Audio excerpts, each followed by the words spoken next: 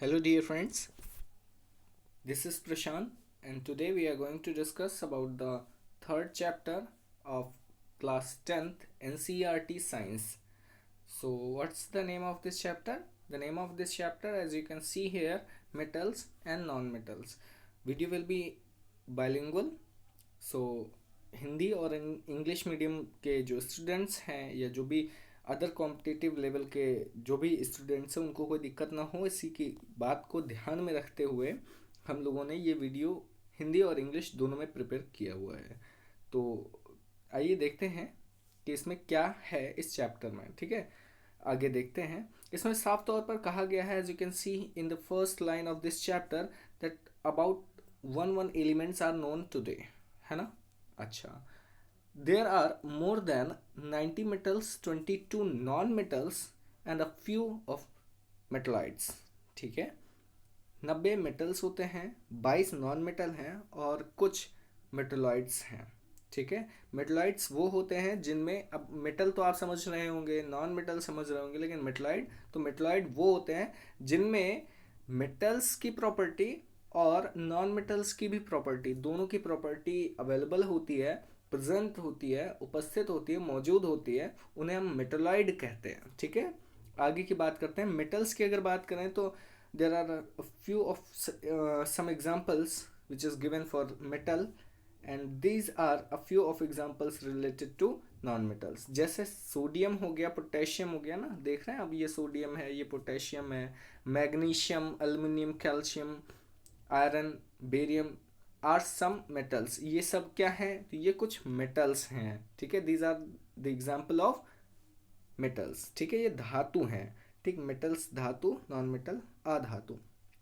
अधातुओं की बात करें तो oxygen, hydrogen, nitrogen, sulphur, phosphorus, chlorine, ये सब कुछ क्या है? ये सब है नॉन मेटल हैं, अधातुएं हैं। ठीक, अब ज़रा इन्हीं के साथ हम एक बेसिक चीज़ समझ लेते हैं कि भाई ठीक है, चलो धातु और अधातु, चलो आपने कहा तो हमने सुन लिया, लेकिन अब मुद्दा ये है कि हम दूसरों को बताएं कि ये चीज़ें धातु हैं या ये चीज़ें अधातु हैं। तो ये पता कैसे चलेगा? 118 एलिमेंट, 90 धातुएं और 22 अधातुएं, तो ये कैसे हम पता लगाएंगे? क्या हमें रटना पड़ेगा? तो आंसर है नहीं, आपको बिल्कुल भी रटना नहीं पड़ेगा।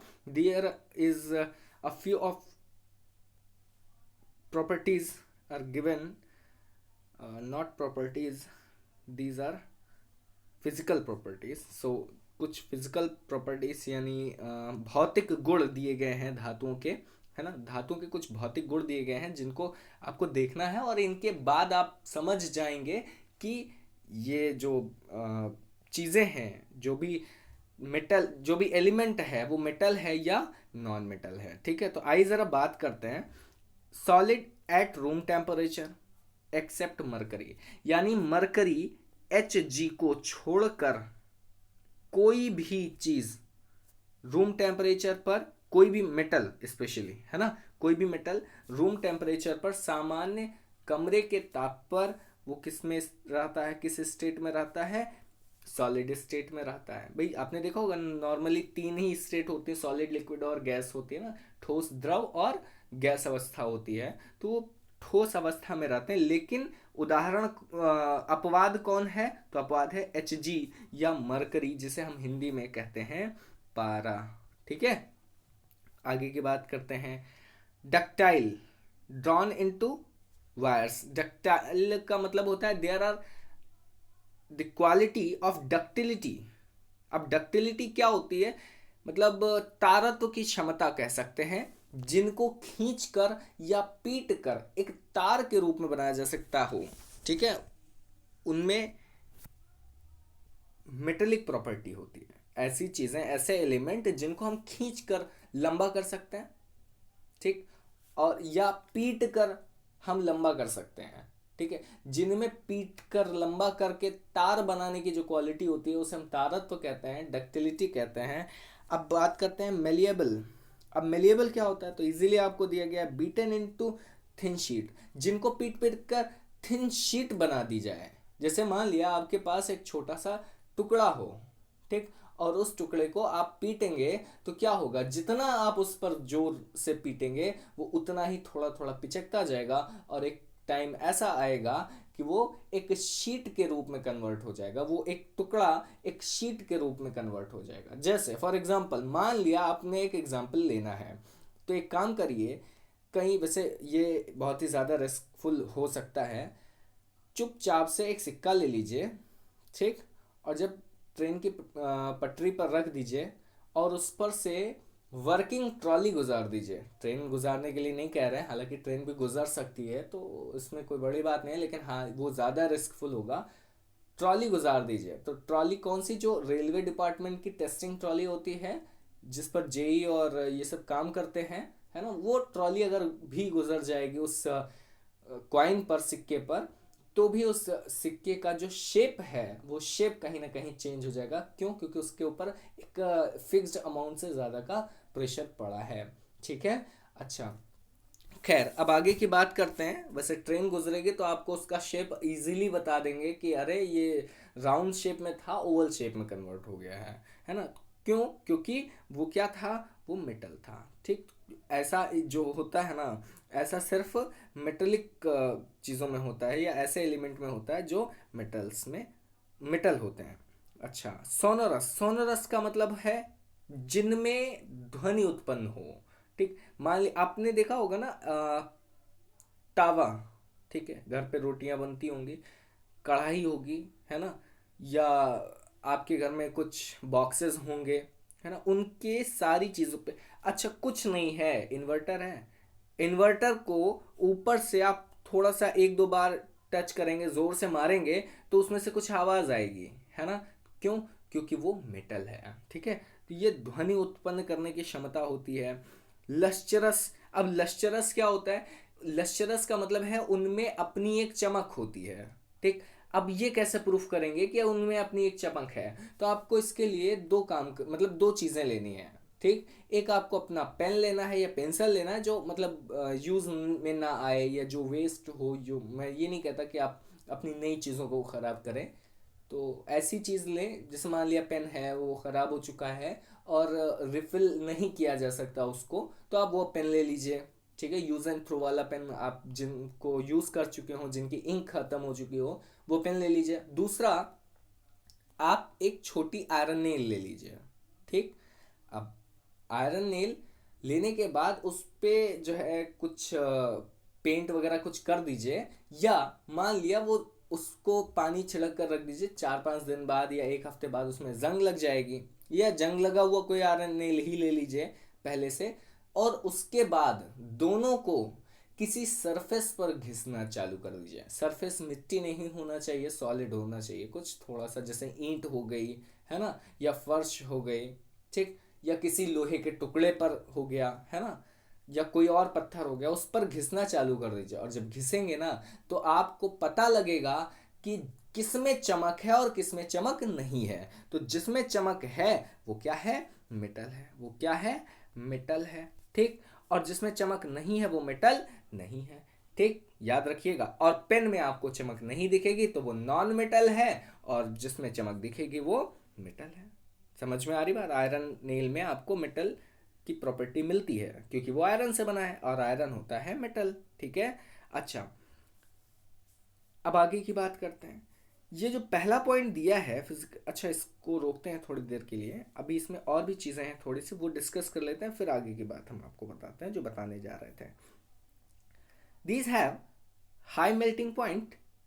Cesium and gallium are very low melting points.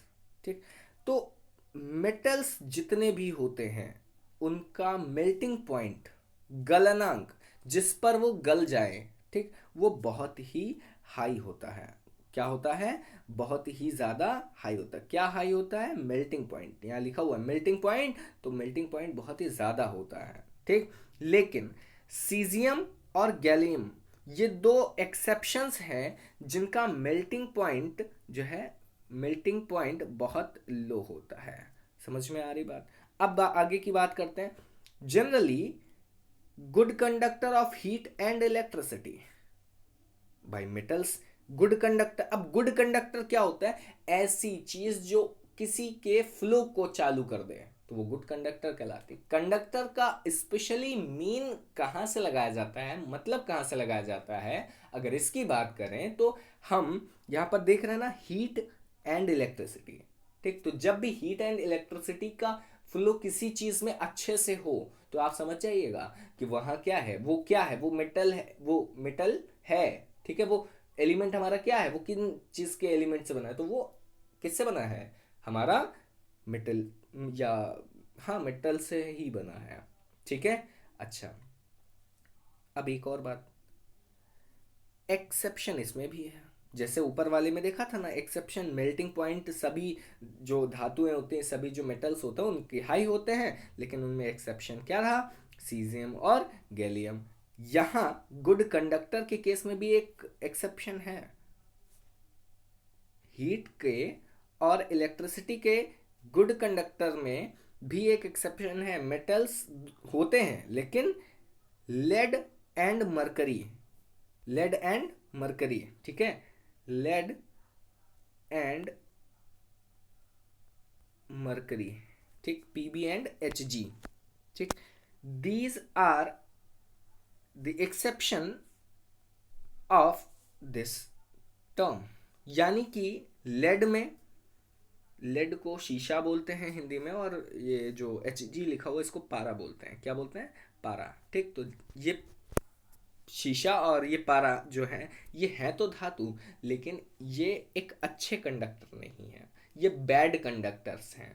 Bad conductors क्या होते हैं, तो ऐसी चीज़ें जिनमें हीट और एनर्जी, इलेक्ट्रिसिटी, हीट और इलेक्ट्रिसिटी अच्छी तरीके से फ्लो ना कर पाए, अच्छी तरीके से बह नहीं सकती हैं, उन्हें हम बैड कंडक्टर्स कहते हैं। जिनमें अच्छी तरीके से ये फ्लो चालू हो जाता है, भाई एक तरफ हमने आयरन ने ले लिया, एक तरफ वायर कनेक्ट कर दिया और दूसरी तरफ टच कर लिया, तो आनंद ही आनंद है ना भाई, आपको पता चल जाएगा। वैसे ऐसा करिएगा नहीं, वरना आपके लिए दुनिया हिलेगी और दुनिया के लिए आप हिलेंगे। ठीक है, वेरी गुड। चलिए आगे की बात करते हैं।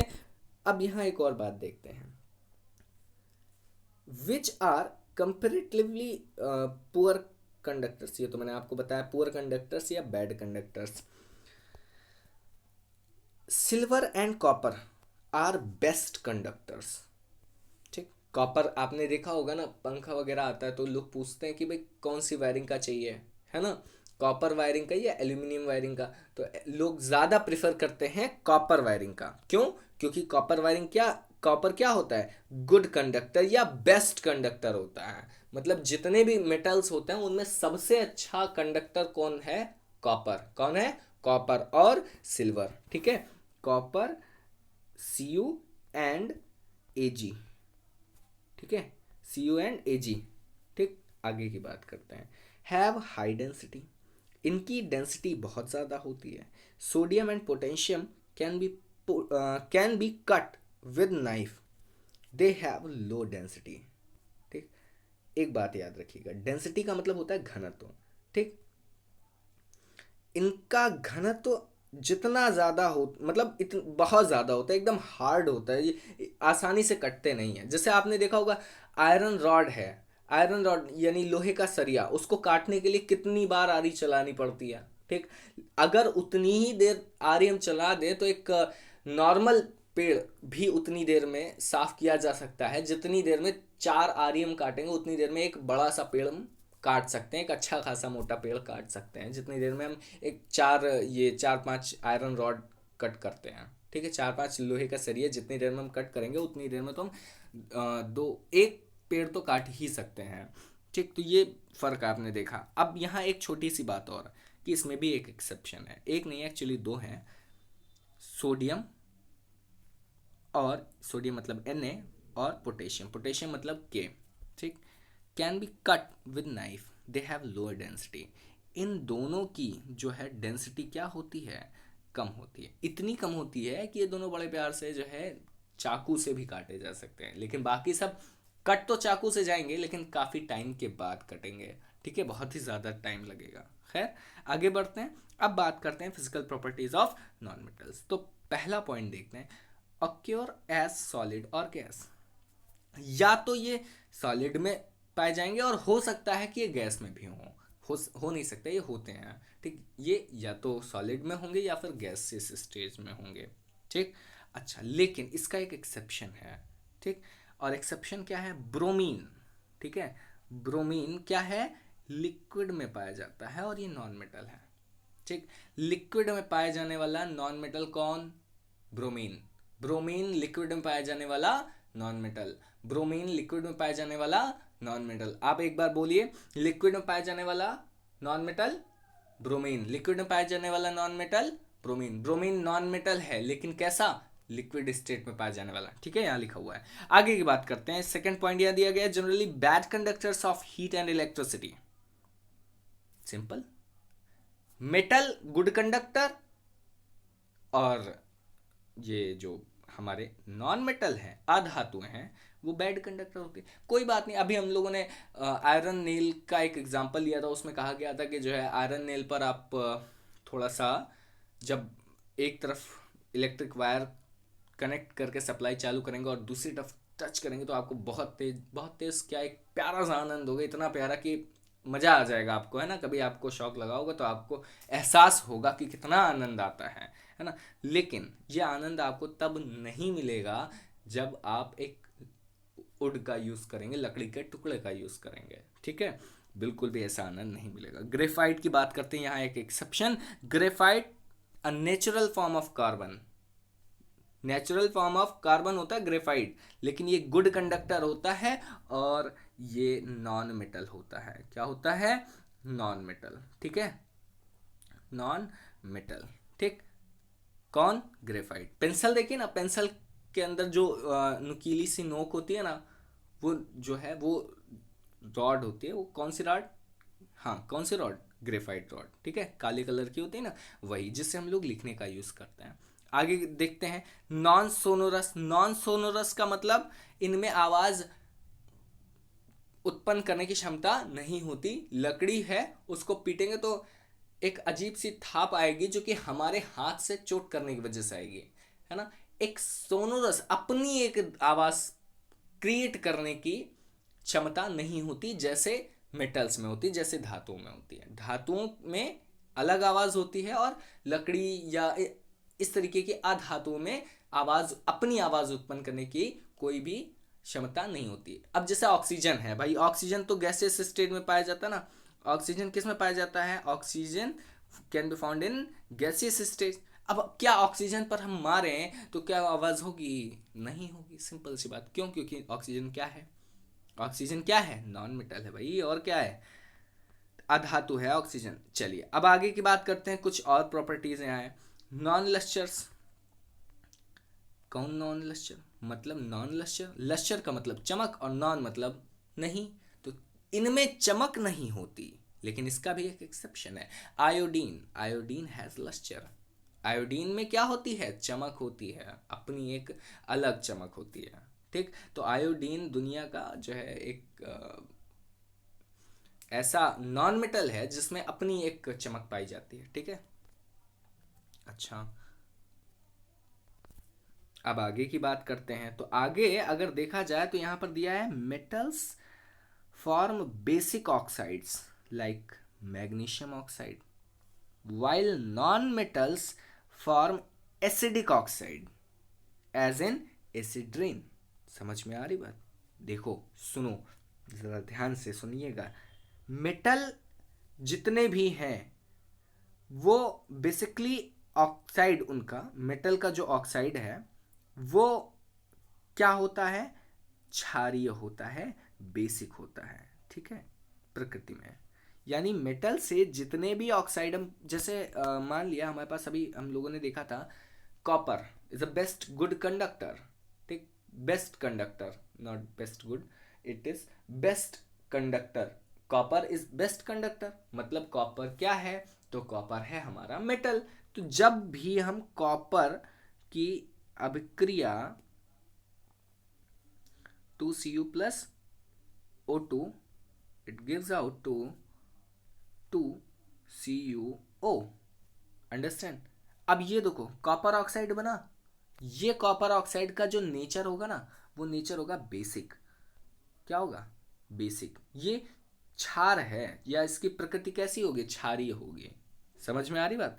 ये कैसा होगा, क्षारीय। देखो, मेटल से बना ऑक्साइड, मेटेलिक ऑक्साइड, कैसा, क्षारीय। लेकिन अगर यही हम मेटल की जगह कोई नॉन मेटल ले लें, ठीक, कोई नॉन मेटल आप ले सकते हैं, जैसे हम यहाँ अगर ले लें ऑक्सीजन, हमने ऑक्सीजन क्या, अब हम जैसे, मैं आपको बताता हूँ, कार्बन, अरे सॉरी सॉरी सॉरी, कार्बन ले लिया हमने, ठीक है, कार्बन ले लिया, कार्बन नॉन मेटल है। अच्छा, अब इसने ऑक्सीजन के साथ रिएक्ट कराया, मतलब रिएक्ट किया, तो क्या बना दिया, CO2। अच्छा, तो ये जो CO2 का इस तरीके से बना CO2 है ना, इस CO2 का जो नेचर होगा, वो नेचर कैसा होगा, एसिडिक, है ना, एसिडिक नेचर होगा। समझ में आ रही बात? खैर, आगे की बात करते हैं, मुझे उम्मीद है आपको समझ में आ रहा होगा। अब बात करते हैं केमिकल प्रॉपर्टीज की, ठीक है, रासायनिक गुण ऑफ, ये सॉरी, धातुओं के रासायनिक गुण। इनमें पहली बात करेंगे रिएक्शन विद एयर। तो रिएक्शन विद एयर की बात कर रहे हैं, यानी कि मेटल, कोई भी मेटल है, वो जब एयर के साथ रिएक्ट करेगा तो उसका मतलब क्या है, एयर में हमारा अमाउंट क्या मिल, मतलब अच्छे अमाउंट में क्या मिलता है, तो ऑक्सीजन मिल जाता है आसानी से। तो जब भी मेटल, कोई भी मेटल ऑक्सीजन से रिएक्ट करेगा तो मेटेलिक ऑक्साइड या मेटल ऑक्साइड बनाएगा। जैसे अभी आपने एक एग्जांपल देखा था ना, Cu2Cu plus O2 gives out to 2CuO, ठीक है, CuO, है ना। तो ये जो है, ये मेटलिक ऑक्साइड है, और ये कैसा होता है नेचर, क्षारीय प्रकृति होती है इसकी, बेसिक नेचर या base are in nature, this it has the nature known as basic, ऐसा कुछ आप समझ रहे हैं, मुझे उम्मीद है। Some metals like sodium, potassium are kept impressed in kerosene oil as they react vigorously with air and catch fire. Catch fire, ठीक है भैया, देखो बहुत सिंपल है। सोडियम और पोटेशियम, कौन कौन, एक बार फिर से हम बता रहे हैं, जरा ध्यान से सुनिएगा, सोडियम और पोटेशियम, ठीक। सोडियम और पोटेशियम किस में रखे जाते हैं, तो कैरोसिन ऑयल, मिट्टी के तेल में रखे जाते हैं। किस में रखे जाते हैं, तो मिट्टी के तेल में रखे जाते हैं। भाई किस में रखे जाते हैं, मिट्टी के तेल में रखे जाते हैं। किस में रखे जाते हैं, मिट्टी के तेल में रखे जाते हैं। क्यों रखे जाते हैं, अगर ये आपसे पूछ ले कि सोडियम और पोटेशियम मिट्टी के तेल में क्यों रखे जाते हैं, तो बहुत बेहतरीन सा आंसर, एक लाइन का आंसर है, क्योंकि ये अधिक तीव्र अभिक्रिया करते हैं, किसके साथ, तो क्या लिखा है यहाँ हेडिंग में, देखिए क्या लिखा है, एयर, हवा के साथ, और एयर में स्पेशली ऑक्सीजन, और ऑक्सीजन से जब ये रिएक्ट करते हैं, they can catch the fire, या दे कैन बर्न इजीली, वो बहुत तेजी से जल सकते हैं, ये ज्वलनशील हो सकते हैं। समझ में आ रही बात? आगे की बात करते हैं। Metals like magnesium, aluminium, zinc, lead react slowly with air and form a positive, sorry, protective layer, protective layer, एक सुरक्षात्मक कवर बना देते हैं। कौन, मैग्नीशियम, एल्यूमिनियम, जिंक और लेड, ठीक। किसके साथ, एयर के साथ रिएक्ट करके। क्यों बनाते हैं, क्योंकि दे रिएक्ट वेरी स्लोली, या स्लोली सिंपली। एक छोटी सी बात और, magnesium can also burn in air with a white dazzling light to form its oxide. समझ में आ रही बात, कि मैग्नीशियम हवा में जल सकता है, भाई जैसे सोडियम और पोटेशियम जल सकता है ना, वैसे ही मैग्नीशियम भी जल सकता है, लेकिन सफेद जो है ज्वाला के साथ। समझ में आ रही बात, सफेद ज्वाला के साथ। क्यों, टू फॉर्म इट्स ऑक्साइड, ये अपना ऑक्साइड बनाने के लिए हवा में जल सकता है सफेद ज्वाला के साथ, ठीक, मैग्नीशियम ऑक्साइड बनेगा। आगे, ठीक। अब बात करते हैं कुछ यहाँ पर जो रिएक्शंस दी गई हैं उन रिएक्शंस की। पहला रिएक्शन सोडियम का, जो बना रहा है सोडियम ऑक्साइड, मैग्नीशियम का, मैग्नीशियम ऑक्साइड, कॉपर का, कॉपर ऑक्साइड, एल्यूमिनियम का, एल्यूमिनियम ऑक्साइड, ठीक है, ऐसा कुछ बन रहा है, आप देख रहे हैं रिएक्शन, ठीक। अब बात करते हैं एम्फोटेरिक ऑक्साइड्स की। अब एम्फोटेरिक ऑक्साइड्स क्या होते हैं, इसकी बात करते हैं। एम्फोटेरिक ऑक्साइड्स की अगर बात करें सिंपली, तो amphoteric oxides metal oxides which reacts with both acids as well as bases to form salt and water। यानी ऐसे मेटेलिक ऑक्साइड, ऐसे मेटल के ऑक्साइड जो आसानी से या सामान्यता क्रिया कर लें, किससे? अम्ल से भी और क्षार से भी। ऐसे मेटेलिक ऑक्साइड, देखिए एल्यूमिनियम का ऑक्साइड है पहला, और दूसरा भी एल्यूमिनियम का ऑक्साइड है, लेकिन पहले वाले में रिएक्शन किसकी हो रही है? अम्ल के साथ हो रही है, और दूसरे में रिएक्शन हो रही है क्षार के साथ। NaOH, OH है ना, तो बेस है, मैंने आपको बताया था, और जिसमें H आयन पाया जाता है, H का मतलब यहाँ हाइड्रोजन है, ठीक। तो हाइड्रोजन आयन जिसमें पाया जाता है वो अम्ल, और जिसमें हाइड्रोक्साइड आयन वो बेस होता है, क्षार होता है, ठीक। तो अब पहले वाले में रिएक्शन हुई, क्या बन गया? AlCl3। और AlCl3 क्या है? तो आप इसे बोल सकते हैं कि ये हमारा सॉल्ट है। और उसके बाद नेक्स्ट अमाउंट वाटर का रहेगा। फिर अब इसी मेटलिक ऑक्साइड ने, एल्यूमिनियम के ही मेटलिक ऑक्साइड ने क्या, किससे रिएक्शन की? देखो जरा, NaOH क्या होता है? बेस होता है। और जब क्षार से अभिक्रिया की तो क्षार एक सॉल्ट फिर से बना दिया, ठीक है। और उसके साथ साथ क्या बनाया? कुछ अमाउंट का वाटर, ठीक। अच्छा, और यही रिएक्शन क्या कहलाती है?